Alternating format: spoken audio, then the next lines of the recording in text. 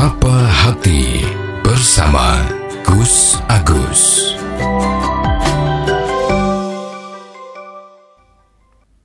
Sobat Dimas di Ajeng yang berbahagia.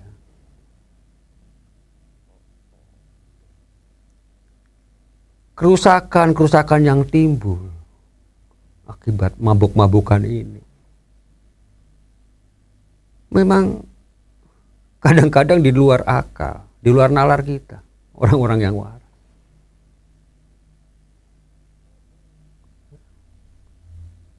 Walaupun memang manfaatnya ya ada, tapi kembali dosanya jauh lebih besar daripada manfaatnya. Dampak kerusakannya jauh lebih besar daripada manfaat. Maka buat kita umat Islam itu sangat dilarang.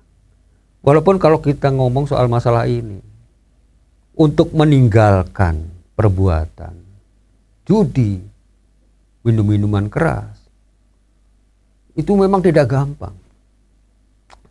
Sahabat Nabi besar Muhammad SAW juga pada awal-awal masa Islam ini menyampaikan larangan Tuhan yang paling berat itu adalah meninggalkan mabuk-mabukan, meninggalkan judi. Itu paling berat. Sahabat Nabi sendiri menyampaikan seperti itu. Disuruh tidak nipu, oke, gampang.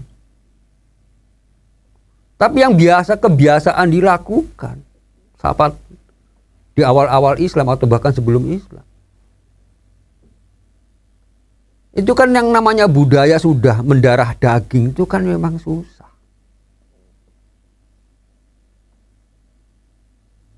Ada satu riwayat, ini sebelum judi atau khamar ini diharamkan, itu kan memang tahapannya ada beberapa tahap. Awalnya pada awal-awal Islam ya awalnya dibolehkan, orang minum dibolehkan. Kemudian yang kedua baru dikasih tahu dampak-dampak buruknya, manfaatnya, kasih tahu. Baru setelah itu dipertegas lagi, jadi hukumnya menjadi haram. Tapi setelah Islam, mereka-mereka yang sahabat-sahabat Nabi saat itu imannya sudah kuat. Jadi memang bertahap. Itu di zaman Nabi sendiri loh. Maka ada riwayat yang masyhur. Sahabat Ali bin Abi Thalib itu pernah bercerita. Ini yang disampaikan di dalam kitabnya Imam Suyuti.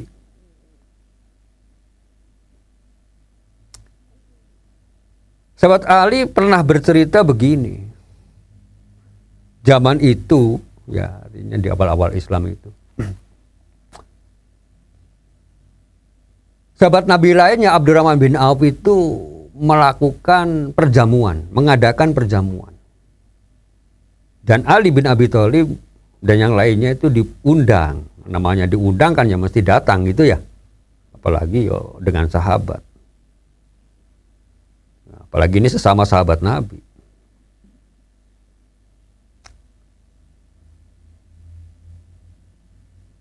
Di dalam perjamuan itu ya mesti namanya perjamuan ya makan-makan pesta lah. Makan-makan, pesta. Dan hidangan, minuman itu ada minuman kerasnya juga, minuman khamar. Yang memang saat itu belum dilarang. Nah, minum-minum. Yang namanya minum itu biasanya tidak hanya seteguk dua teguk kan. Apalagi sambil ya namanya orang pesta ya bisa kita bayangkan sendirilah. Artinya minum banyak mesti. Sehingga keadaannya ya boleh dikatakan mabuk. Sayyidina Ali saat itu. Sampai waktunya sholat, Sayyidina Ali itu didapuk jadi imam sholat.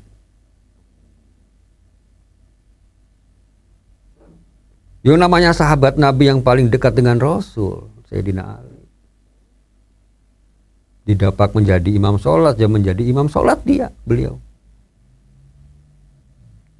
Saat membaca surat di dalam sholatnya itu,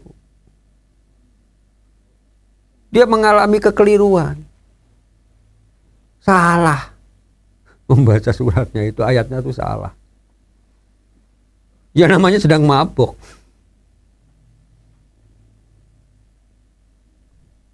Maka dengan peristiwa ini turunlah ayat Al-Quran yang melarang saat orang sholat jangan sambil mabok, gitu kan. Kira-kira kayak gitu. Jadi kalau dalam keadaan mabok tidak boleh mendekati sholat. Sampai apa yang kamu ucapkan tuh kamu mengerti. Itu ada dalam firman Allah dalam Al-Quran. A'udzubillahi minasyaitonirrajim. Bismillahirrahmanirrahim. Ya ayyuhalladzina amanu la taqrabus sholata wa antum sukara hatta ta'lamu ma ta'kulun. Ila akhirin ayat. Wahai orang-orang yang beriman, janganlah kamu mendekati sholat dalam keadaan mabuk sampai kamu tahu apa yang kamu ucapkan. Ini awal-awal Islam. Jadi memang tidak bisa total melarang tuh zaman itu saja tidak. Jadi bertahap. Allah tuh memberikan tuntunan tuh bertahap pada umatnya. Baru setelah itulah baru diharap. Nah sekarang di tempat kita atau di dunia manapun, orang kalau sudah berperilaku untuk senang dengan judi, senang dengan mabuk-mabukan, untuk berhenti total saat ketika itu ya juga susah. Tidak bisa. Perlu berulang-ulang disadarkan, perlu berulang-ulang diingatkan, dinasehati. Nah inilah fungsinya para kiai, para dai, para ulama. Beliau-beliau ini yang punya kewajiban. Lebih wajib daripada kita-kita ini. Yang pemahaman agamanya tidak seberapa. Jadi kembali saya ingin menghimbau beliau-beliau yang sudah mumpuni dalam bidang agama. Ayolah terjun ke masyarakat, urusan-urusan yang penting. Yang banyak manfaatnya buat masyarakat. Yang banyak manfaatnya buat negara. Bantu pemerintah kita untuk supaya masyarakatnya menjadi masyarakat yang baik, masyarakat yang saling menghormati.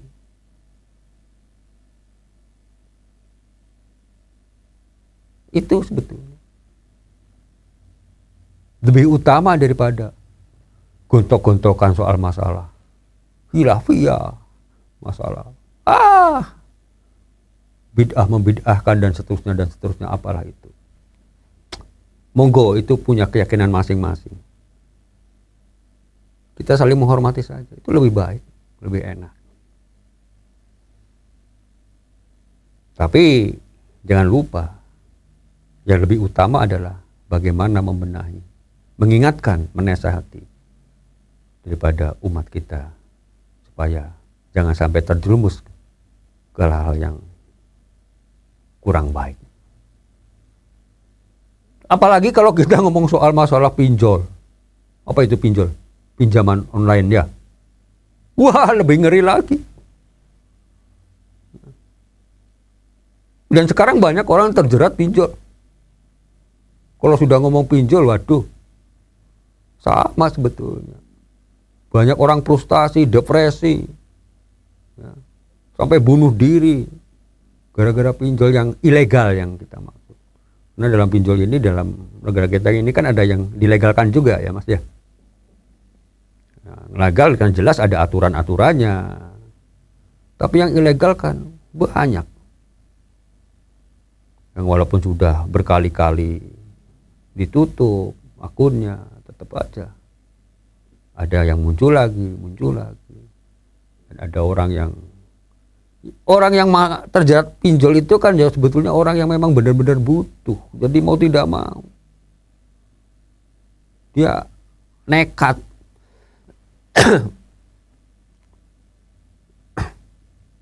Seperti Mas Diajeng yang berbahagia. Dan yang lebih ngeri lagi adalah pada saat mereka tidak bisa bayar. Kan data-datanya yang pinjam ini kan diungkap di publik. Ya pokoknya ngeri lah kalau cerita itu. Menurut mereka-mereka yang pernah mengalami.